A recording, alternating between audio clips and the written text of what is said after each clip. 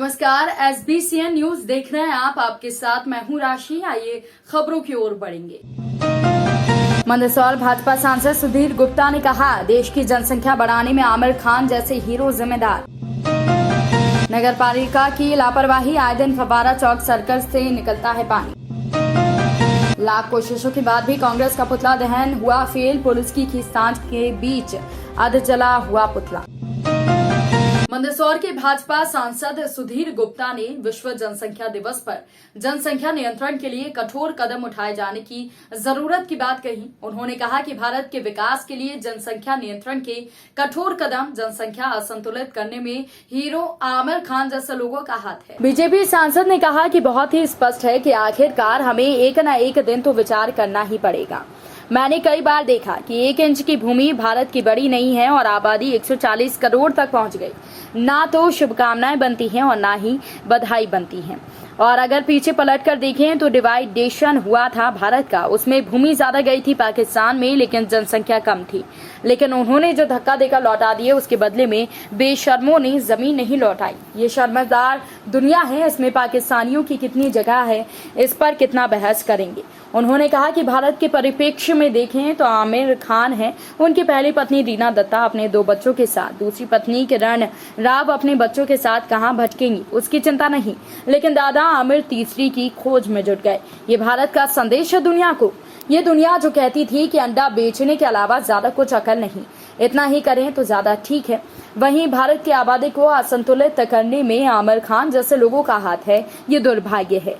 BJP सांसद ने कहा कि दुर्भाग्य देखने जाएं तो फरीदाबाद की एक महिला मिस जो ब्रेस्ट कैंसर से पीड़ित थी, उसने अपने 8वें और अंतिम बच्चे को जन्म दिया। मृत्यु पूर्व बयान दिया कि प्रसन्न हूं कि ईश्वर के दिव्य संदेश फैलाने में 8 बच्चे देने में सफल रही। ये कौन सा संदेश है? सांसद जी यही नहीं रुके, उन्होंने कहा कि भारत को कठोर होना पड़ेगा, विकासवादी सोच चाहिए तो जनसंख्या पर नियंत्रण होना चाहिए।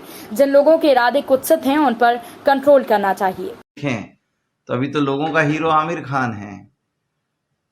अब पहली पत्नी रीना दत्ता अपने 2 बच्चों के साथ, दूसरी पत्नी किरण राव अपने बच्चे के साथ, कहां भटकेगी उसकी चिंता नहीं, लेकिन दादा आमिर तीसरी खोज में जुड़ गए। ये भारत का संदेश है दुनिया को, और ये हीरो है। ये जो दुनिया कहती थी कि ये अंडा बेचने के अलावा ज्यादा कुछ अकल है नहीं, इतना ही करे तो ज्यादा ठीक है। भारत की आबादी को असंतुलित करने में आमिर खान जैसे लोगों का हाथ, ये दुर्भाग्य है। और अगर दुर्भाग्य देखने जाएं तो फरीदाबाद की एक महिला मिस जो ब्रेस्ट कैंसर से पीड़ित थी, उसने अपने 8वें और अंतिम बच्चे को जन्म दिया, मृत्यु पूर्व बयान दिया कि मैं प्रसन्न हूं कि मैं दुनिया को मेरे दिव्य संदेशों को, मेरे ईश्वर के दिव्य संदेशों को पहुंचा पाने में अपने 8 बच्चे दे पाई हूं। तो कौन से संदेश हैं? और इसीलिए भारत को कठोर होना पड़ेगा। विकासवादी सोच अगर चाहिए तो जनसंख्या पर नियंत्रण चाहिए, और जो लोगों के इरादे हैं कुत्सित, उस पर कंट्रोल चाहिएगा। नीमच नगर पालिका की लापरवाही के कारण आए दिन शहर के फव्वारा चौक से पानी लीकेज होने की जानकारी मिलती है। एक बार फिर सोमवार को फव्वारा चौक सर्कल से पानी लीकेज हो गया। पानी लीकेज होने से कई घंटों तक सर्कल से हजारों लीटर पानी सड़क पर बहता दिखाई दिया। इस दौरान राहगीरों के साथ वाहन चालकों को परेशानी का सामना करना पड़ा। नगर पालिका के इस लापरवाही पूर्वक रवैये के कारण राहगीरों और वाहन चालकों को परेशानी का सामना करना पड़ता है।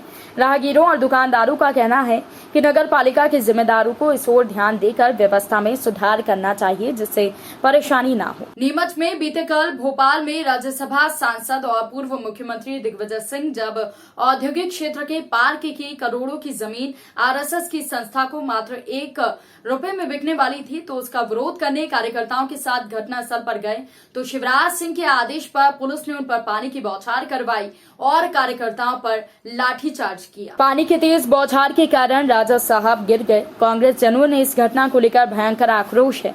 विरोध में कांग्रेसियों ने सोमवार को शहर के विजय टॉकीज चौराहे पर शिवराज सरकार के खिलाफ नारेबाजी की, पुतला दहन किया।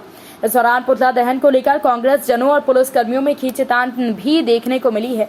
कांग्रेस जनों ने करीब 5 पुतले तैयार किए, लेकिन चयनित स्थल पर जलाने में नाकाम रहे।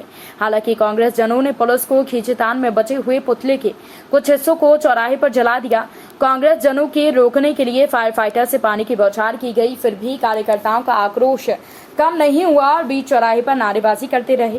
ब्लॉक कांग्रेस अध्यक्ष ब्रजेश सक्सेना का कहना है कि भाजपा शासन में देश की लोकतांत्रिक परंपरा खत्म होती जा रही है। विरोध करना आम नागरिक और विरोधी पार्टी का संवैधानिक अधिकार है, लेकिन वर्तमान समय में भाजपा के द्वारा विरोध करने वालों को देशद्रोही, आतंकवादी और नक्सली बताया जा रहा है। Congress party, Congress party, Congress party, Congress party, Tikki Raja संघर्ष करो, टिक्की राजा संघर्ष करो। अरे जोर जुल्म की टक्कर में, अरे जोर जुल्म की टक्कर में, अरे जोर जुल्म की।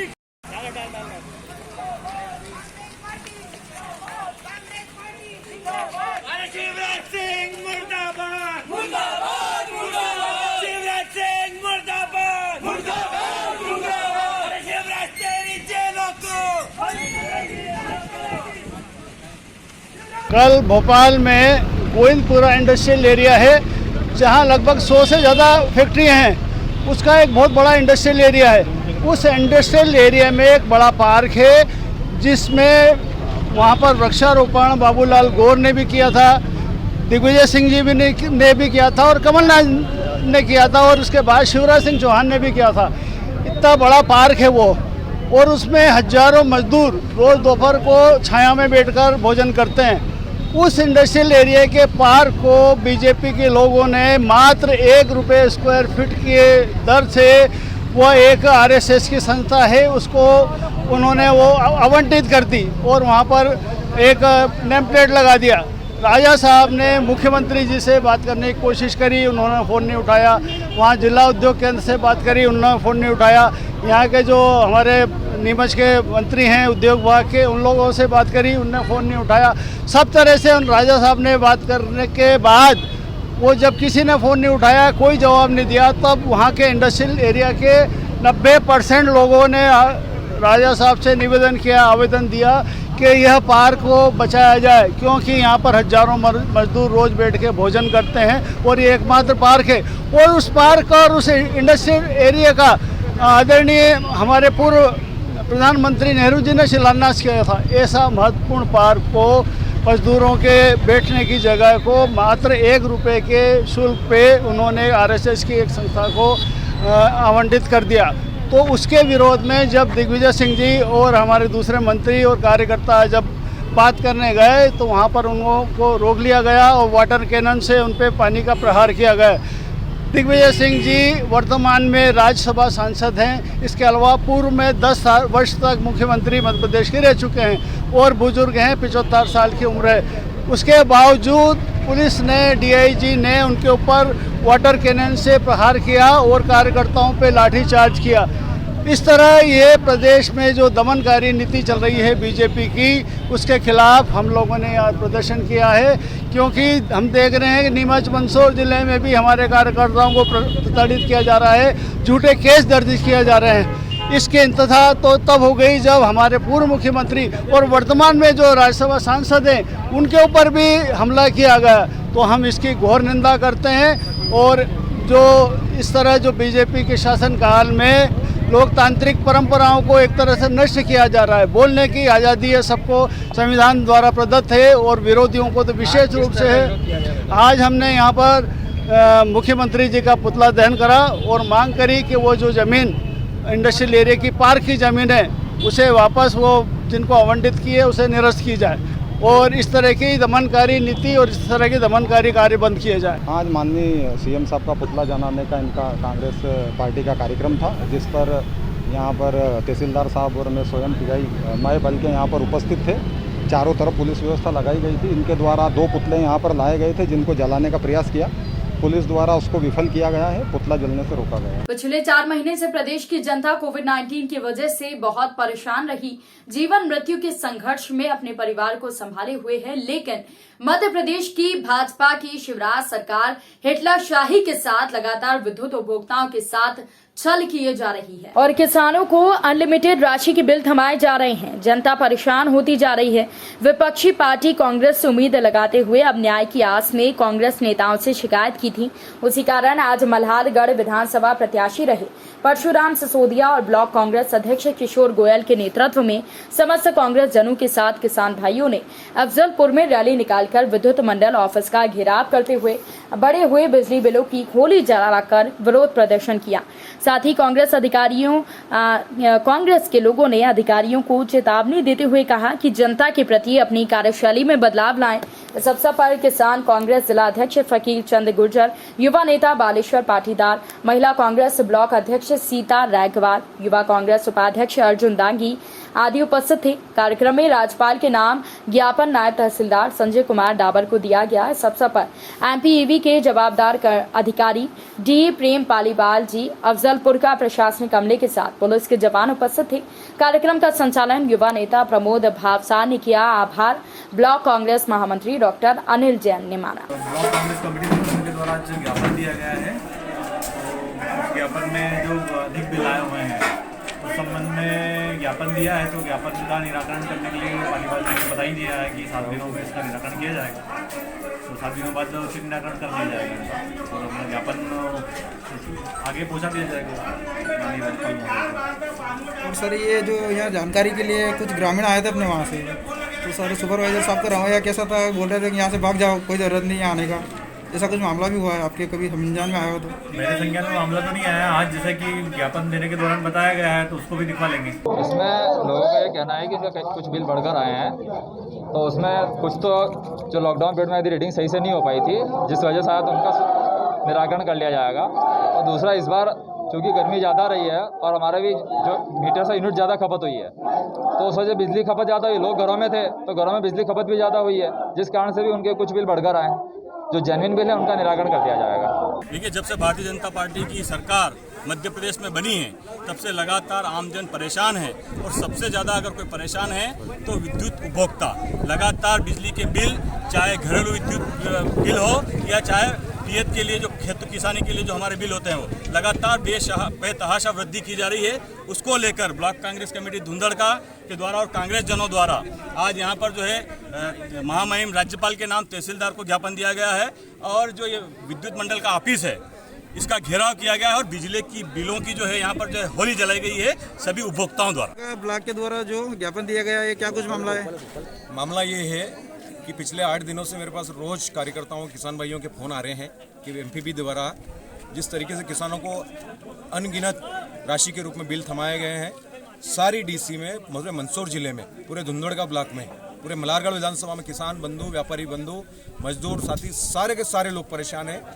कुछ रोज से मेरे पास फ़ोन आ रहे हैं, धमनार से मेरे फ़ोन आ रहे हैं, अफजलपुर से हमारे साथी यहाँ पे परेशान हो रहे हैं। तो इन सारी चीज़ों को लेके विद्युत मंडल की तानाशाही के खिलाफ आज ब्लॉक कांग्रेस कमेटी धुंधड़का ने राज्यपाल के नाम ज्ञापन दिया है और यहाँ पे जवाबदार अधिकारियों से हमने ये मांग की है कि जो जिस तरीके से अनगिनत बिल दिए गए हैं उन बिलों को संशोधन कर वापस लिए जाए और जो वास्तविक बिल हैं वो ही किसान से जमा करवाएं। ये आज ब्लॉक कांग्रेस ने यहाँ पे ज्ञापन के रूप में मांग की है। मंदसौर जिले के ग्राम हतूनिया में मकान की गैलरी का कलर पेंटिंग करते समय पेंटर के गिरने से उसकी मौत हो गई। जानकारी के अनुसार आपको बता दें कि मंदसौर जिले के ग्राम हतूनिया में भीम सिंह डोडिया के मकान पर कलर पेंटिंग करते समय अचानक रस्सी के बांस की बनाई सीढ़ी टूटने से पेंटर जयपाल पिता कालूराम डांगी निवासी धमना नीचे गिर गया, जिसकी मौके पर मौत हो गई। सूचना पर थाना अफजलपुर पुलिस मौके पर पहुंची, शव को पोस्टमार्टम के लिए धुंधड़का उप स्वास्थ्य केंद्र भेजा। ऊपर बैठा था झूले ऊपर, वो बांस पे बैठे बैठे पुट्टी कर रहे थे, पता नहीं क्या हुआ, बांस टूट गया तो नीचे गिर गया। फिर कैसे क्या हुआ? फिर नीचे गिर गए, फिर नीचे आया मैं ऊपर से, फिर सिर पे लगी, खून निकल गया कान के दोनों तरफ से, फिर टावल से लगाया टावल सिर पे। थोड़ी देर में पता चला। और कौन था यहाँ पे मौके पे? मौके पे और थे वो दरबार जिनके यहाँ काम चल रहा है। क्या नाम है उनका? उनका नाम नहीं। और किसको सूचना दी उसके बाद में? उन्होंने फ़ोन लगाया, एम्बुलेंस को फ़ोन लगाया, फिर फ़ोन लगाया पुलिस को फ़ोन नंबर। सर मुझे सूचना मिली थी कि जयपाल पिता कारूराम जाति डांगी निवासी दमनार का पुताई कर रहा था। बांस टूटने से गिर गया जिससे उसकी मृत्यु हो गई। आगे किस प्रकार से सूचना मिली और क्या कुछ कार्रवाई हो रही है? बस अब मैं एक जांच मर्ग कर रहा हूँ, सूचना ली है, पीएम करवा के परिवार को लाश। पिपलिया मंडी में हर वर्ष जगन्नाथपुरी में आज के ही दिन रथ यात्रा शुरू होती है। इसी कड़ी में आज टीलाखेड़ा पिपलिया मंडी में राधा कृष्ण मंदिर पर महाआरती की गई। इस अवसर पर बड़ी संख्या में पुरुष, महिला, बच्चे उपस्थित थे। इलाके में अच्छी वर्षा हो, सभी तरह की बीमारियों से सभी मानव जीवों की रक्षा हो आदि मनोकामना को लेकर पूजा अर्चना की गई। आज से 4 साल पहले राधा कृष्ण मंदिर पर मंदिर के मुख्य द्वार पर ऊपर गौ माता और भगवान कृष्ण की मूर्ति स्थापना हारोट परिवार के द्वारा की गई थी। इसकी आज पूजा विधि विधान से की गई। अंत में महाप्रसादी का वितरण किया गया। मंदिर पर हर रोज महिला मंडल के द्वारा भजन कीर्तन का आयोजन किया जा रहा है, जो कि निरंतर जारी रहेगा।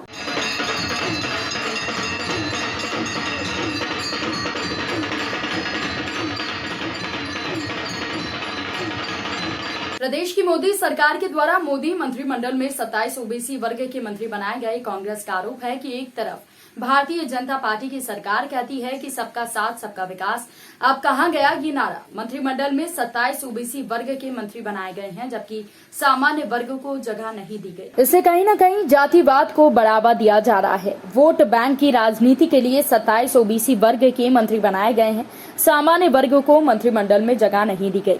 कांग्रेस का आरोप है कि सामान्य वर्ग आरक्षण के कारण प्रभावित हो रहा है। भाजपा जातिवाद फैला रही है। इससे भाजपा की छवि और कार्यप्रणाली दोनों उजागर होती हैं, जबकि इसी मामले में भारतीय जनता पार्टी का कहना है कि इसमें जातिवाद जैसी कोई बात नहीं है।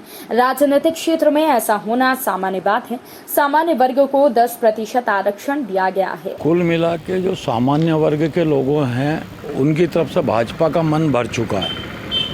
भाजपा पहले कभी कहती थी कि हम सामान्य जाति वालों के लिए ये पार्टी है, परंतु जो 27 ओबीसी मंत्री जो बनाए हैं और ओबीसी वर्ग और पिछड़े वर्ग को वो अगर कोई प्रबोलन देते हैं या नौकरियां देते हैं तो ऐसा कुछ लगता नहीं है कि ओबीसी का भी भला हो रहा, पिछड़े वर्ग का भी भला हो रहा हैगा। भाजपा अब कुल मिला के जातिवाद फैला रही है देश के अंदर, और आने वाले जो चुनाव होंगे वो जातिवाद को देखते हुए अगर होते हैं तो इस देश का दुर्भाग्य है। कारण कि सामान्य वर्ग बेचारा वैसे ही आरक्षण के चक्कर में मर रहा हैगा, उसको नौकरी मिल नहीं रही है।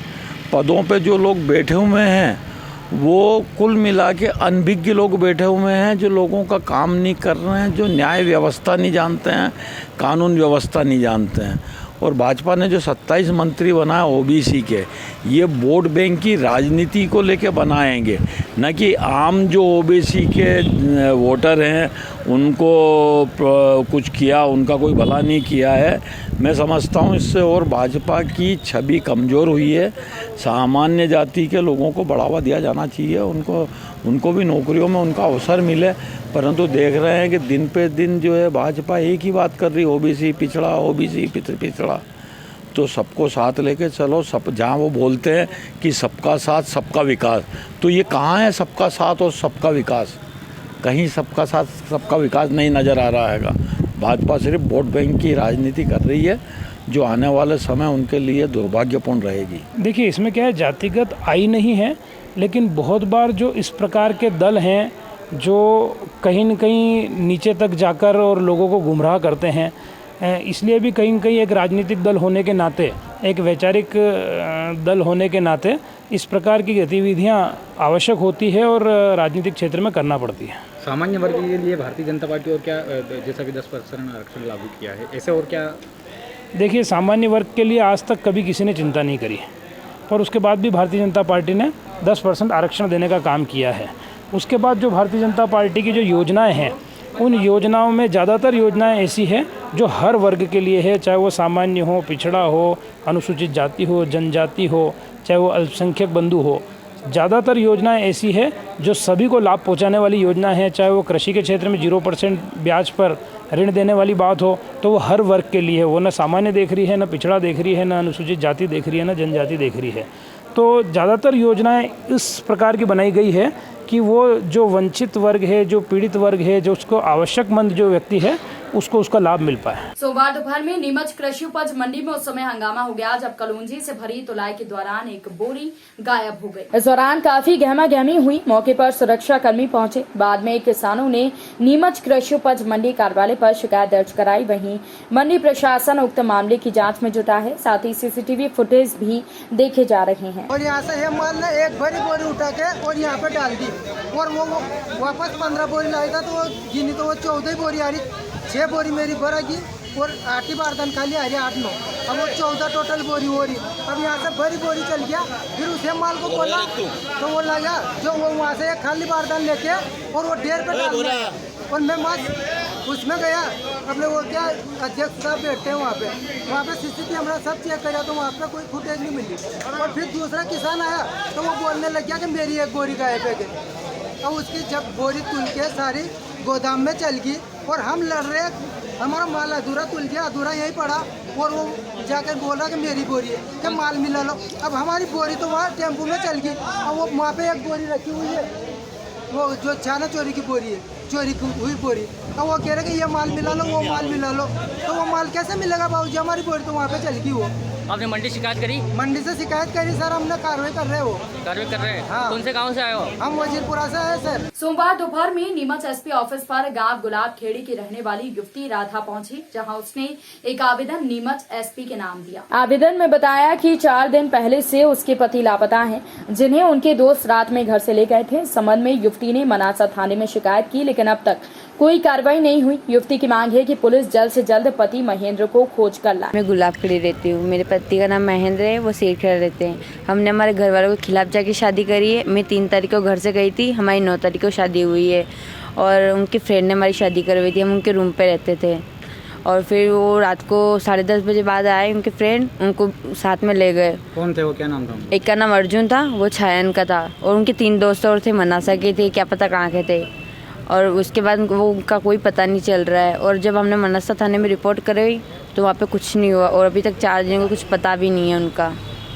आप क्या मांग लेकर आए यहाँ पर? वही लेके आई, बस उनको ढूंढ दो, बस हमको तो वही मिल जाए, बहुत बड़ी बात है। ये अर्जुन कौन है? ये अर्जुन छायन का उनका फ्रेंड है। उनका खुद का फ्रेंड है? हाँ। वो क्यों लेके आए, क्या कोई शंका उनके?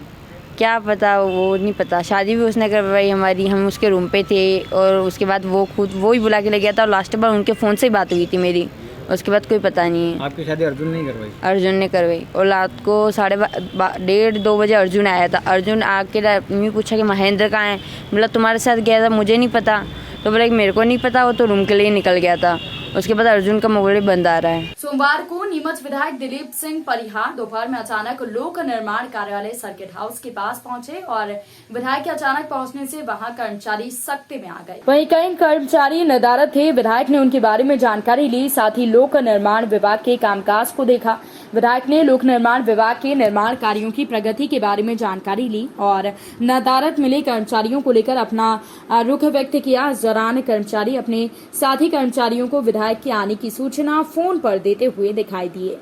तो मैंने कहा आपने जो जो लेटर लिखे हों मुझे बताओ और आप मुझे अवगत कराएं तो कम से कम शासन स्तर पर हम पैसा अगर जिस किसी का बाकी है तो हम दिलवाएंगे। और मैंने उनसे मूल रूप से ये था कि जीरन जाने वाले लोगों के लिए जो सड़क मंजूर कराई थी, उस सड़क पे कई लोगों का आना जाना रहता है और वो सड़क कंप्लीट हो गई है, तो उसका लोकार्पण की बात करना थी कि लोकार्पण कब होगा, क्या होगा और कहाँ कहाँ क्या क्या काम चल रहे हैं। अब उनकी रिपेयरिंग हो जाए, बारिश के समय में कोई नई सड़क है तो उसका शुभारंभ हो जाए, किसी का भूमि पूजन हो जाए, ये सब काम को लेकर चर्चा की थी। आज उसके बाद अभी टाउन एंड कंट्री प्लानिंग में हमारे बहुत समय से लंबी फाइलें लंबित थी और मैंने जिलाधीश महोदय से चर्चा की थी कि लोगों को बहुत परेशानी पड़ रही है विस्थापन के मामले में। और लगा आज टाउन एंड कंट्री प्लानिंग ने उन्हें नक्शा भी लगाया है कि आपत्ति वगैरह, हमने कहा ये इस कार्रवाई को जल्दी से जल्दी करें जिससे कि आम जनता को किसी प्रकार के मकान बनाने में, लोन लेने में किसी प्रकार की तकलीफ नहीं हो। और जो फाइलें यहाँ से भोपाल भेज दी गई थी उन फाइलों को नीमच बुलवाया है और नीमच से वापस नगर पालिका को पहुँचवाया है। यदि स्थानीय स्तर पर उनका सीएमओ और जिलाधीश जो वहाँ प्रशासक हैं उनके माध्यम से यदि उनका निराकरण हो जाएगा तो हम उनका जल्दी से जल्दी निराकरण कराएंगे। PWD में आप गए तो वहाँ पर कुछ खामियां दिखी गई, किस तरह से वहाँ अधिकारी का नजर रहे कि देखा? नहीं खामियां नहीं, कर्मचारी वहाँ थे और मैंने उनको ये कहा है कि जो लंबे समय से लोग जमे हैं उनकी आप हमें सूची देना, क्योंकि 5-7 साल से जो लोग हैं जमे हुए हैं, और उनने वैसे बताया कि स्टाफ की कमी है, तो हम स्टाफ की पूर्ति के लिए भी वो मुझे पत्र देंगे। तो हम माननीय भार्गव जी जो PWD मंत्री है गोपाल भार्गव जी, उनसे बात करके, प्रमुख सचिव जी से बात करके पदों की भी पूर्ति कराएंगे, जिससे कि हमारे काम में तेज़ी आए। अब कोरोना काल समाप्त हो गया है, काम को तेज़ी में लाने के लिए जनप्रतिनिधि को लगातार लगे रहना चाहिए और हम सब लोग लगे हैं। पौधे लगाने का भी अभी हमने संकल्प लिया है, वो हर नीमच को पर्यावरण की दृष्टि से अच्छा बनाने के लिए हम सब संस्थाओं को आह्वान किया है कि वो सब शामिल हो। पौधे यहाँ से नीमच कॉलेज से लेकर डुंगलावदा तक हम पौधे लगाने का काम कर रहे हैं। इस बुलेटिन में फिलहाल के लिए इतना ही। अपडेट्स के लिए आप बने रहिए SBCN न्यूज के साथ। नमस्कार।